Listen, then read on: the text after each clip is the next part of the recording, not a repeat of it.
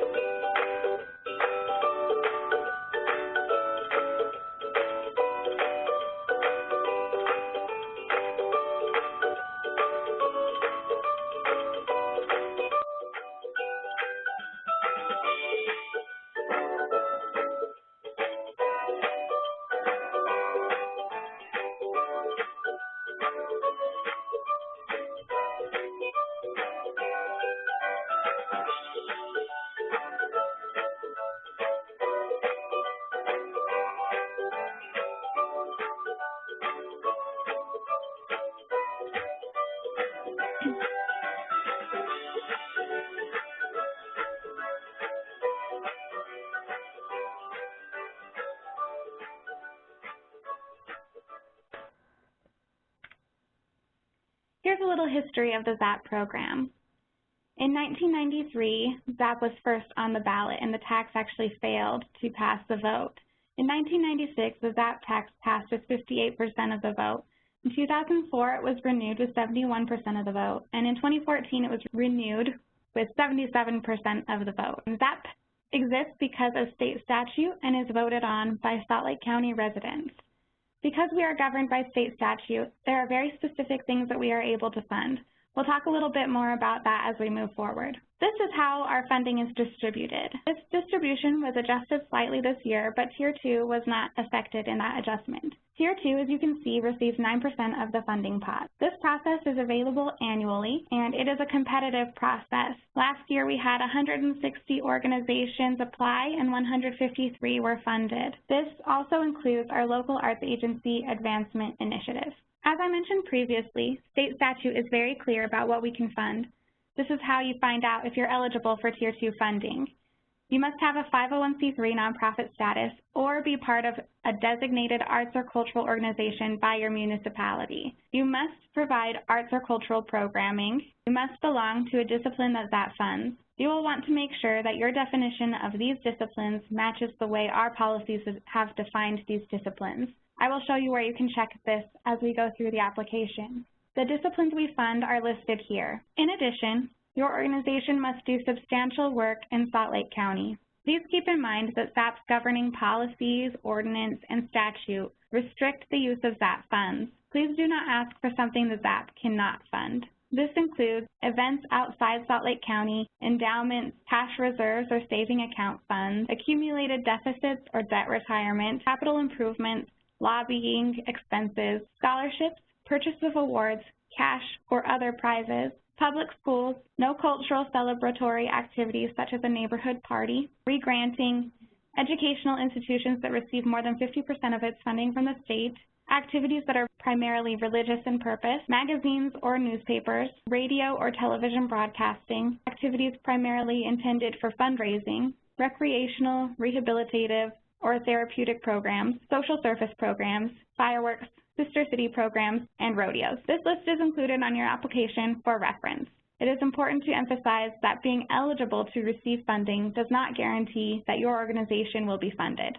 Here is the criteria you will be scored on: artistic and cultural vibrancy, public benefit and outreach, and organizational capacity. The highest scoring applications will demonstrate what's listed under these bullet points. Under artistic and cultural vibrancy, if you are a high scoring application, you will engage qualified and diverse arts and cultural professionals, inspire and contribute to a vibrant, energetic cultural community, provide unique, impressive, and noteworthy contributions to your field, and support work that has merit and connects with the audience. Under public benefit and outreach, your organization understands, works with, and services the community. You will connect with a target audience. You will make an effort to reach out to marginalized populations, and you will demonstrate meaningful relationships with other stakeholders. Under organizational capacity, you will be well managed and stable, engage active and qualified board members, staff, and/or volunteers, have strong partnerships with other arts and cultural agencies, and have diverse funding sources. This year, you'll notice that we've divided the application into these three categories. Try to keep these points in mind as you are answering those questions. This is our scoring scale. If you look back on your scores on your 2016 application, it'll give you a good idea of where you fall on the scale with our board. If you can't find the score from your last application, you can contact us. We can look it up for you. This is our tentative process timeline. Applications will be due March 31st, 2017 at 3 p.m. Our board will review the applications from April to June. Our advisory board will make recommendations to the council in June or July, possibly August. Once approved by the council, who has the final say, we will move to the contracting process. We expect contracts to get back to us as soon as possible after they are issued.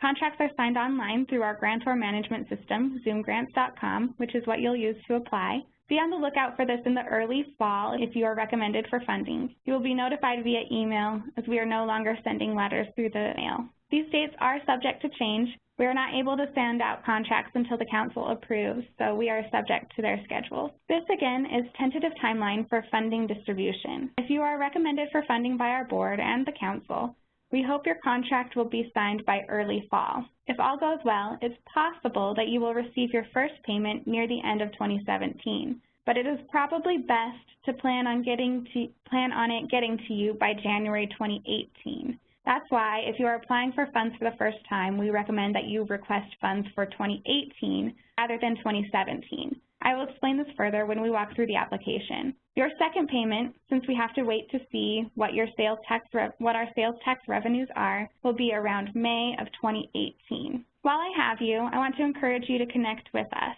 Like us on Facebook and follow us on Twitter, Instagram, and YouTube. We highlight your organizations on these channels. In order to increase your chances of us sharing your activities, please add PRZAP, P-R-Z-A-P, at slco.org to your mailing list. You can also send us great photos to make it easier for us to post about you.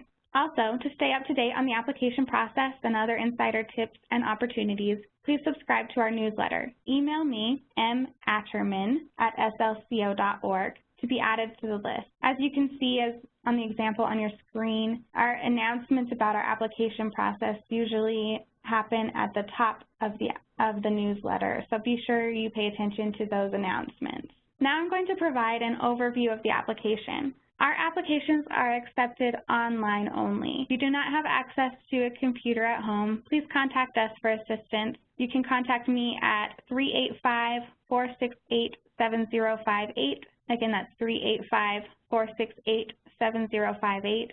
In order to ensure as smooth a transition as possible, I'm going to walk through the application process step by step. I'll show you how to get to the online application form from our website. Our website, as you may know, is www.zapisyu.org or www.slco.org/ZAP. This is our homepage.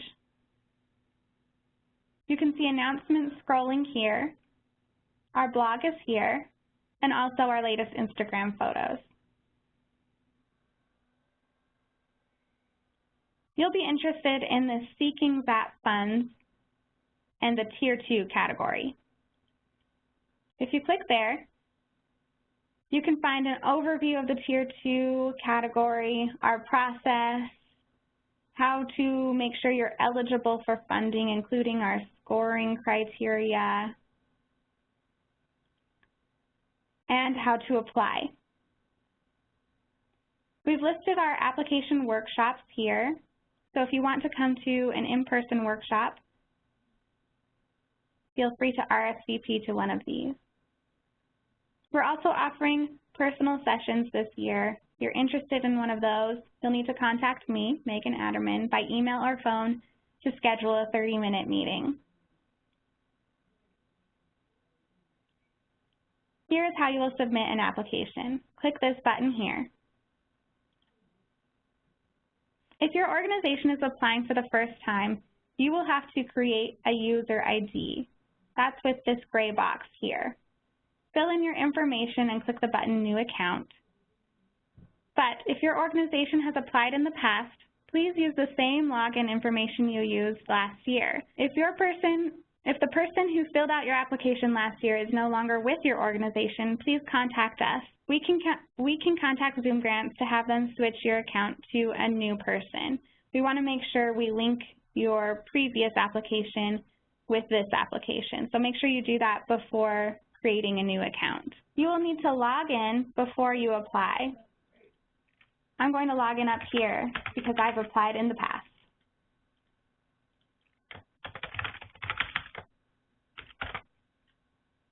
Now that you're logged in, you can apply. Click this button. Note that you can change your account information yourself by clicking on Account Information in your account home. The first thing I want you to notice is the tabs along the top of the page.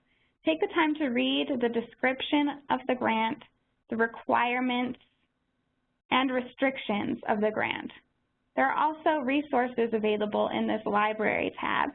If you need to contact us, you can click the Contact Admin button to send an email to ZAP.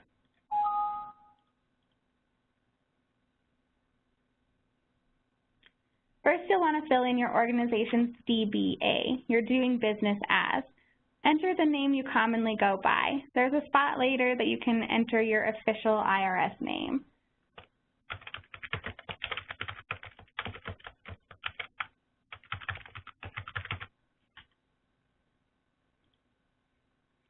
Under the amounts requested, you will want to enter the amount you are requesting. Keep in mind that if you're applying for over $15,000, you must submit additional financial statements, and your request cannot exceed $136,000. Another tip for entering what you are requesting is to keep your request reasonable and realistic. Board members do notice when your application inflates your budget in order to request more money. You need to be able to match your request with your budget, and usually you need to look at your last year's expenses and revenues to be able to see if you can do that. So remember, ZAP funds are limited, so we're going to make our requests really reasonable. Let's say last year we got $3,000, we're going to request $5,000. If you have filled in an application in the past, you can see that your organization's information has already been pre-populated here. If there's anything that needs changing, you can just edit it.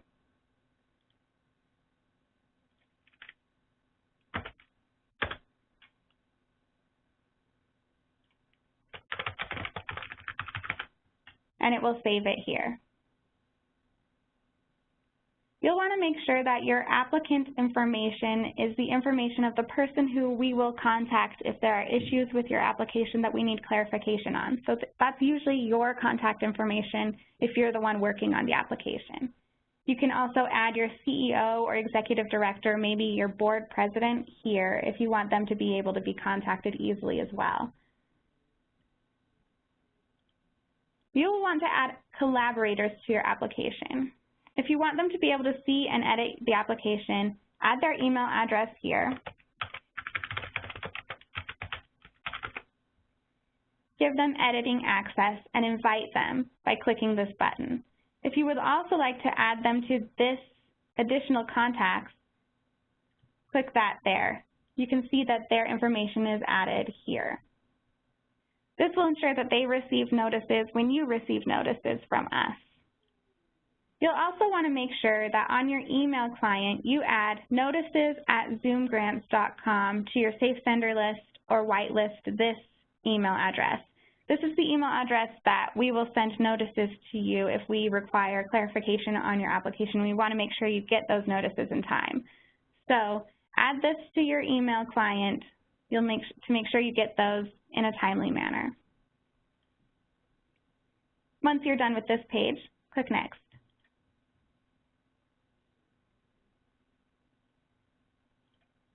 New this year, we have a portion of our application that is dedicated to making sure your organization is eligible to receive ZAP funding. The eligibility check should be filled out as soon as possible and should be completed before you begin your application. The questions should be relatively quick and easy to answer and will help you know how to fill out your application. The first question, my organization is a 501c3 nonprofit, a municipal arts or cultural council that has been officially designated by the municipality, or an affiliate or part of a university that does not receive more than 50% of their funds from the state. My organization is a 501c3 nonprofit, so I'm going to click there. What is your organization's eligible discipline? You must belong to a discipline that ZAP funds. These are listed here. Be sure to check your definition of these disciplines and see if it matches the definition in our policies. You can find that by clicking here in the library for discipline definitions. I'm thinking that my organization might be a presenting organization, so I would find that here. Organizations that curate programs and arrange public performances to help expand public appreciation of diverse art forms and reflect the community's interests. Presenting organizations typically assume all or part of the financial risk of the performances and handle some or all of the production, marketing, box office, venue, house management tasks associated with the performances. Presenters also sometimes commission new work, supporting artists to develop and perform this work. That seems to fit. So that's what I'll mark on my application. One worth noting is multidisciplinary. This means that organizations' activities encompass two or more distinct disciplines as defined here in these policies. So maybe you're music, but also natural history.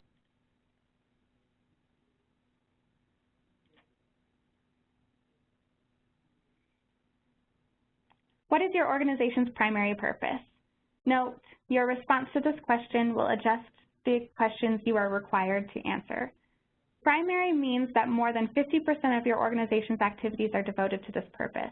Per state statute, organizations funded by Zoo Arts and Parks Tier II must have a botanical or cultural primary purpose. Those definitions are provided here. A botanical organization is the advancement and preservation of plant science through horticultural display, botanical research, and community education.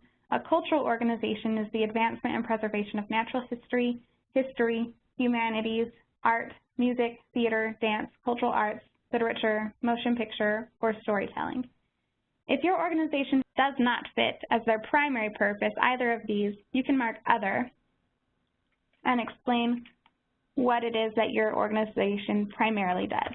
Maybe it's mental health, social service.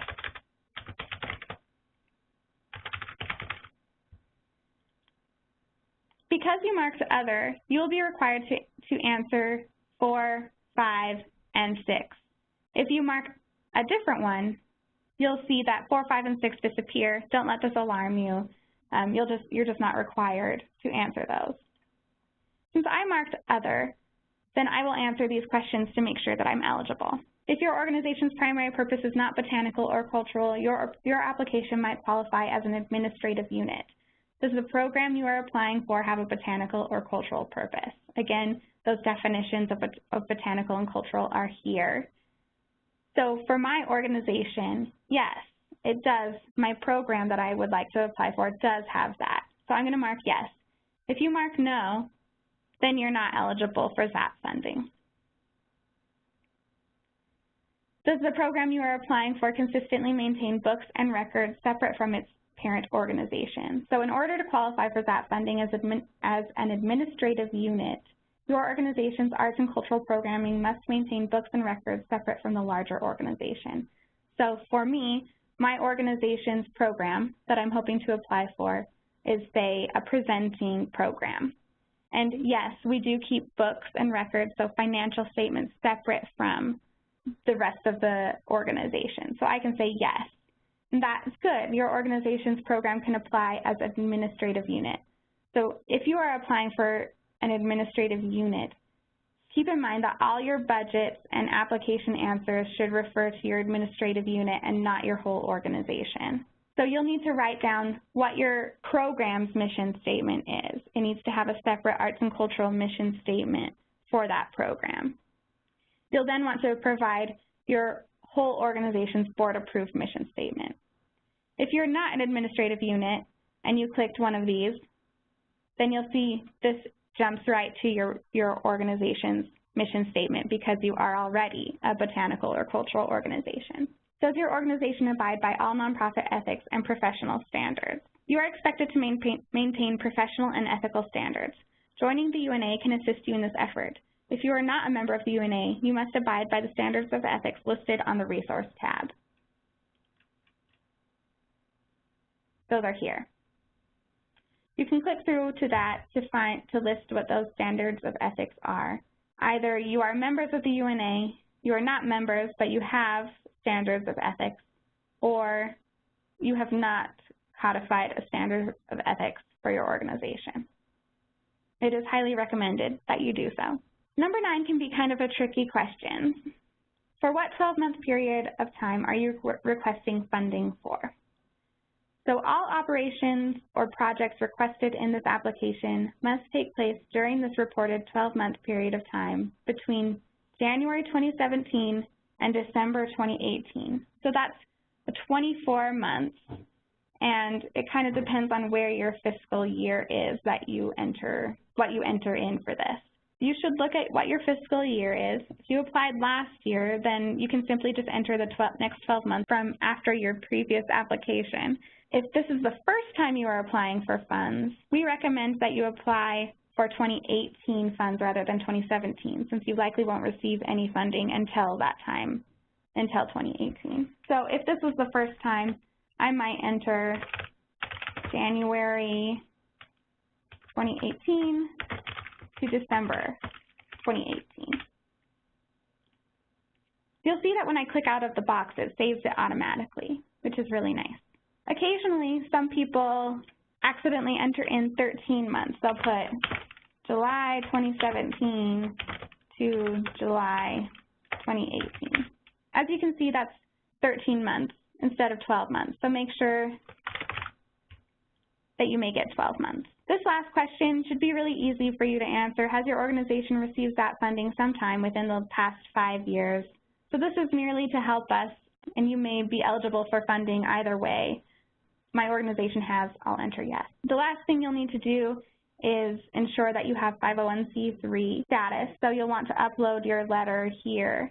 If you are not a 501c3 and instead you are a municipal organization, you'll need to upload a letter from the mayor that states that you are the designated arts and cultural agency within your municipality or township. Now we're getting to the fun stuff. Again, we have the opportunity for you to attach a video artifact. These are really helpful to the board members. They have loved seeing videos, especially if your videos show audience or community that you interact with. If you already have a great video on YouTube or Vimeo and you would like to share it with us, please put it here. And you'll need to enter in the embed code for that video. Let me show you how you can find that. So we have this great video, right, of Zoo Arts and Parks, and I want to put this in on my application. Here on YouTube, you can go to the share. You don't want this and you don't want this. You want the embed code. Copy this, Control-C, and enter it here. This is really great because it will automatically show your video at the very top of your application, so the board members don't have to click through to go to YouTube or go to Vimeo. They'll just have it there automatically. It's really easy and really nice. If you are applying for over $15,000, there are additional questions that you will be asked. You will also have to provide additional certified financial documents. If you are requesting less than $15,000, don't be alarmed if the questions jump from one to another. There are just some questions that you are not expected to answer. So depending on which one you click, your questions will change. This should match what you're requesting. I requested $5,000, but I actually want to apply for over $15,000. I need to go back to my summary page, and I'm going to put $16,000. I'm going to apply for over $15,000 so that you can see what those questions are, and we can talk about them. Summarize your organization's work in 140 characters or less. This is just a short summary that we will use on our website if you are funded. We recommend that you have fun with this, so it's just a snapshot of what you would like the community to know about your organization's work. 140 characters or less, so it's a tweet. How and for what purpose did your organization come about? Briefly describe your organization's background and development. This will help our board members who may not be familiar with your history or your organization. And if you're a new organization applying to us, this will help us know what your organization is all about. If you've applied in previous years, you'll recognize this question. Please provide the actual numbers for your organization's most recently completed fiscal year. So you'll need to enter the cumulative numbers on each of these categories. Only enter numbers. Do not enter letters, words, or special characters except for commas. Commas are acceptable. If there are none, you can enter 0. If you're estimating, please use numbers and not words. So if you had a free event and you're not really sure how many people exactly were there, but you're pretty sure that we were about 200, then you will want to put 200. We don't want you to put about 200 or hundreds. This has to be an actual number, 200. Your full-time paid staff are obviously your full-time paid staff. Part-time are part-time paid. Paid independent contractors, you'll want to count those up. Your unpaid volunteers, this includes your board members. Artists, scholars, botanists, historians, etc. These are paid and unpaid, so count all of those up. If you have a choir, then you'll want to count up all of your choir members because they're all artists. Your public activities in Salt Lake County, count up how many you have, and then how many of those are free activities in Salt Lake County. And then you'll want to enter the attendance of activities in Salt Lake County and the people who have received free admission to these activities. Describe your organization's major programs. As much as space allows, list each major program with an explanation of the work done in each program. Think of this as a resume for your organization. This is exactly what it sounds like. This is a resume for your organization. Think brief, bullet point style summaries of the major programs of your organization. If you were a theater, you might include your season of plays, and you might list each of those plays.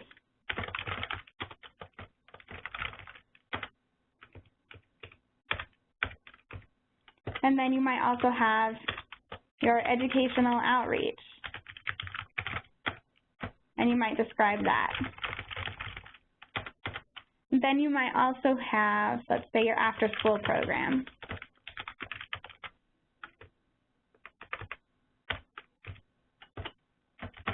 Describe what you offer here.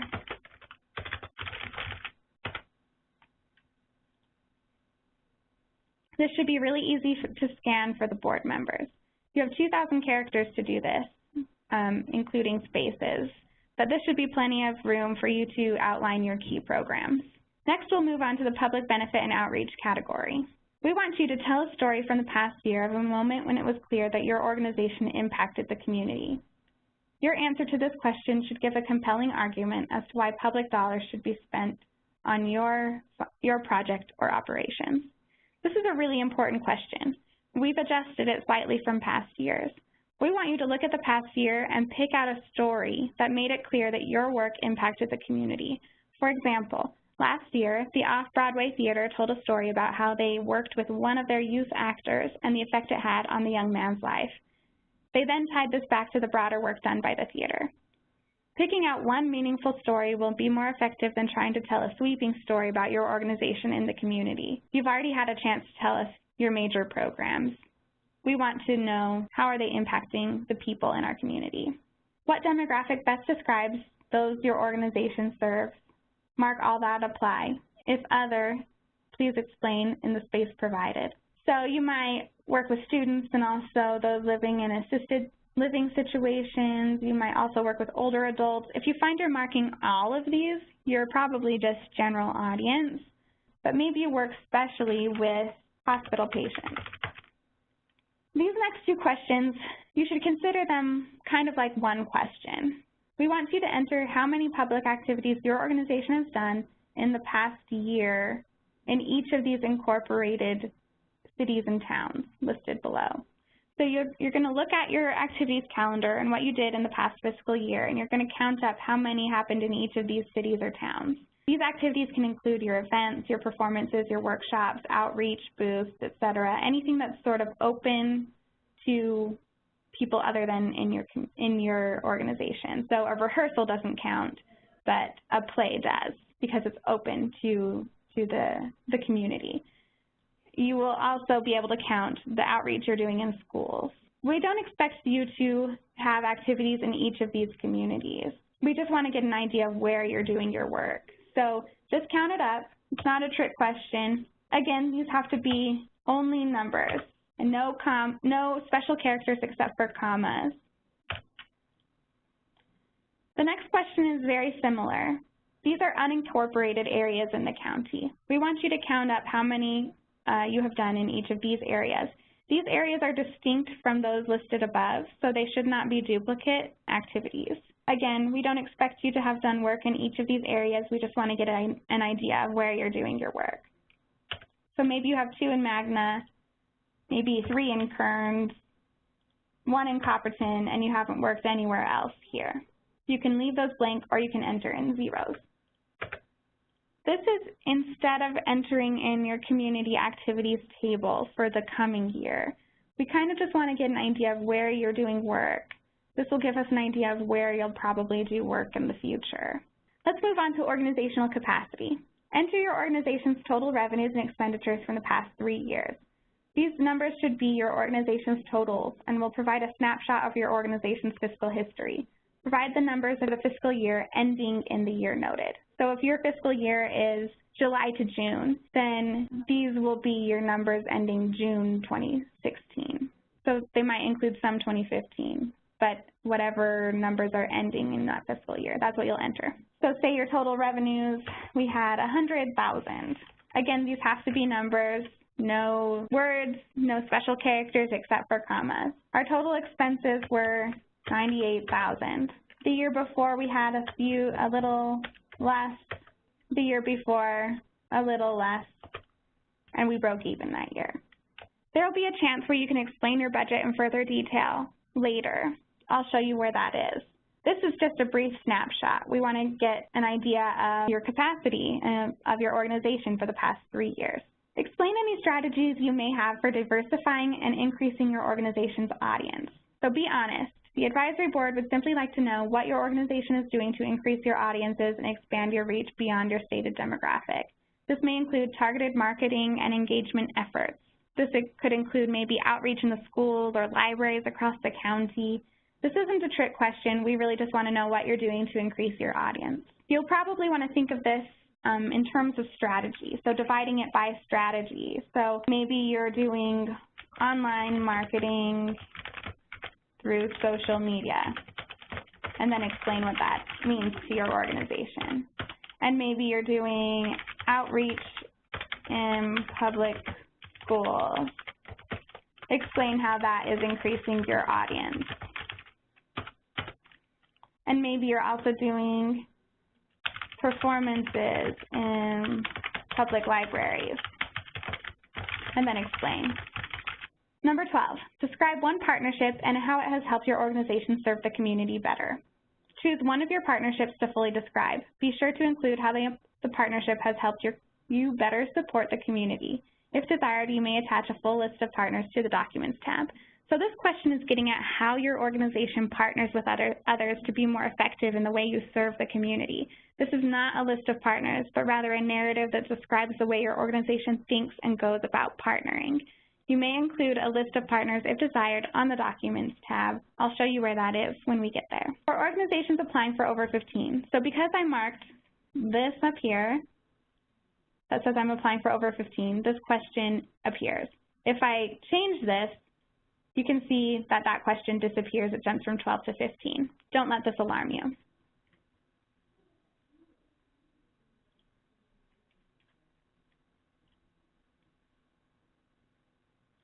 What are your organization's key goals for the next 5 years, and how do you plan to achieve each of these goals?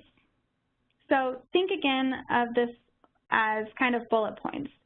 Name what your goal is, and then how you plan to achieve it. So we want to purchase a building, and then explain how you're going about doing that. We also maybe want to increase attendance. Explain what you're doing to do that. As you can see, it's very helpful autocorrect if you're on Google Chrome, so use that to your advantage. For organizations applying for over 15, what progress has your organization made toward its goals in the past year? If you're requesting a larger grant, this is an opportunity to make a compelling argument for that larger amount. So as stated previously, ZAP has limited funds and is increasing requests every year. It is very difficult to get significantly more funding than previously received. If you are requesting much more than you received last year, this is the place to make an argument for that increased funding. If your organization is growing and achieving goals that better serve the community, you need to detail that argument here. Now we're moving into specifics about your request. We want you to describe how your organization will use the ZAP funding that you are requesting in this application. This is to be as detailed as the space will allow. Think bullet points here. So maybe you're doing $500 to be used for artist fees, and then maybe name the artists that you have if you know who they are. And then maybe you're doing $1,000 to be used for marketing, and then maybe detail what you're doing there, online and print, and then maybe name the outlets that you're doing. So maybe you're going to do newspapers, bulletin board, flyers. You can also name the venues you're going to be at.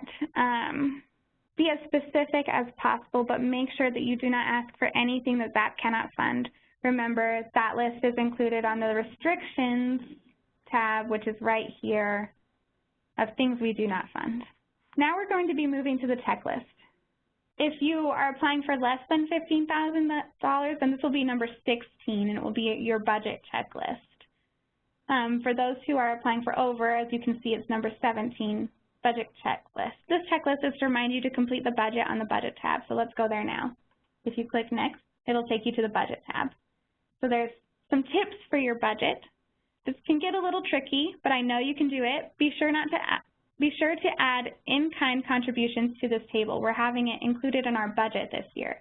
You can include it here, but make sure you include it also in the expenses, and it should match the number you entered in your revenues.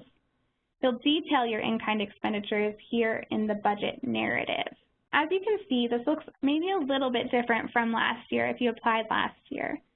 Column 1 is simply your projected revenues for the requested fiscal year on the top, and then your projected expenses for the requested fiscal year on the bottom. These should be the same number. So if you were to subtract it, it would equal 0.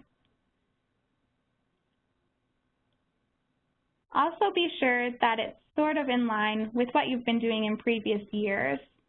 Exponential growth is what the board catches on to. With no explanation of an extra $100,000 in your budget, it's very hard to trust that you'll actually be getting that $100,000. This is where you'll enter the amount you're requesting, and it should match what you entered on that first page. Again, these should be numbers only, no words. The second column on the top, you'll enter in how much of these revenues you have already secured. So if you've already received that grant, then you'll put it in here. Or maybe you've only received a portion of that grant. Put it there. If you have any questions about the budget, we are happy to help you through this. I know it can be difficult to make our line items match your line items. So we have included this other revenue, which is hopefully helpful to you. Just make sure you explain what this is below. Anything that says explain, which is most things, we want you to explain that in the budget narrative, especially listing the grants you have received. Oftentimes this is missed by organizations. They don't list the grants. Remember, do not inflate this budget so that you can request more funding. As you can see, right now I've only entered in $15,000 and I'm requesting $16,000. I would need at least $1,000 more in revenues in order to request this amount. But it's better to have more.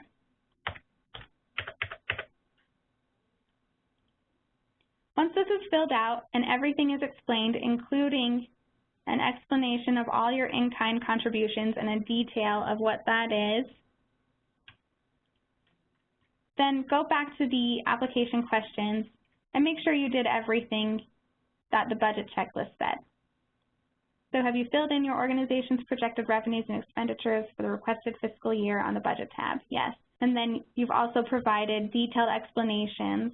Yes. So if you're applying for over $15,000, we require additional financial statements. Those can be attached on the Documents tab here. So remember to include your auditor's peer review letter.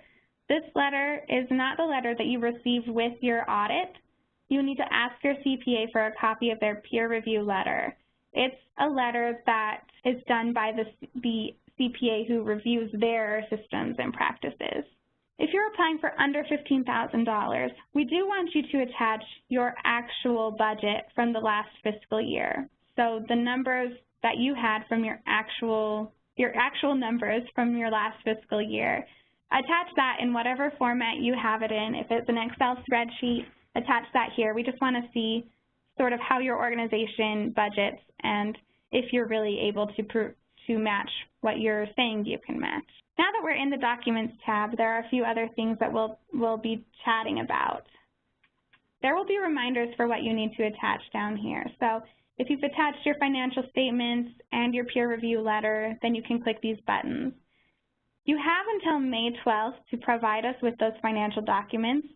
So if you don't have them yet, click this button and tell us that you will be attaching them before May 12th, but they do need to be attached before then so that we can review them in time for us to make our recommendations to the council. You'll also need to attach your organization chart to the Documents tab. This shows how your organization is managed. You will also have the option for several things. To embed that video that I showed you at the top, you can also attach a list of partnerships to the Documents tab. You can attach up to 8 supplementary photos or documents if you want us to see photos from your events, especially photos that show your audience are really appreciated. Those are really great. You also need to attach a list of board members with the required information. The required information for the board members list is listed here in the Documents tab. They need to have their contact information, including phone, home addresses, email, and their skills and expertise that they bring to your organization. This part is missed by almost every single applicant. So be sure you you list the skills and expertise that they provide to your organization so that we can see your artistic vibrancy and your organizational capacity as well. This is a really important thing that's missed by so many applicants. You can attach documents by clicking Upload. You'll want to put in a file description.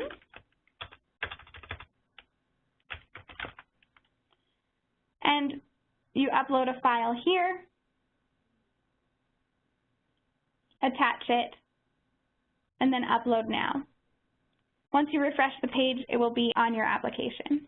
If your document is too big to be attached, it's too large, then you can actually add it to a Dropbox or cloud storage that has a link and add the link here. Let's go back to our questions and our checklist. There's a couple more things we want you to do to make sure that our process down the road will be smoother. We want you to add notices at zoomgrants.com to your email safe sender list. This will ensure that you receive updates regarding your application from ZAP.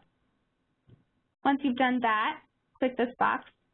You'll also want to add your contractual authority as a collaborator. So this is the person who will be able to sign the contract. You'll have to add them as a collaborator here.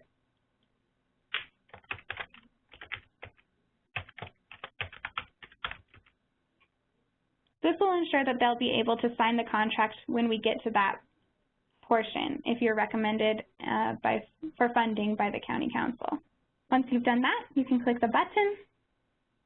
The really nice thing about Zoom Grants is that it will tell you if you haven't filled in everything you need to fill in. See, this pops up. Once you fill in all of that, click the Submit Now button, and that will be sent to us. You can update it up until the deadline without needing to let us know, and it will automatically save. If you're working on this from home and say you get really tired, make sure you click out of the box, the saving box, so it will save before you click out of the program. So say you just finished that and you want to go to bed now, so you're going to turn everything off. Before you do that, click outside the box so it will save. Just a friendly reminder, make sure you check through all your answers, read it over, have somebody else read it over, and use this application as an excuse to do some great brainstorming with your team. We like to see that you've worked with your whole team to figure out the answers to these questions. Sometimes they'll have great ideas that you just didn't think of. Contact us if you have any trouble. There is no need to struggle alone, and we are more than happy to help you through any and all of this. If you have any questions, feel free to contact Vicki Borns, the program director, or Megan Adderman, that's me. Our contact information is on the screen, and we want to help you have the best application you can have.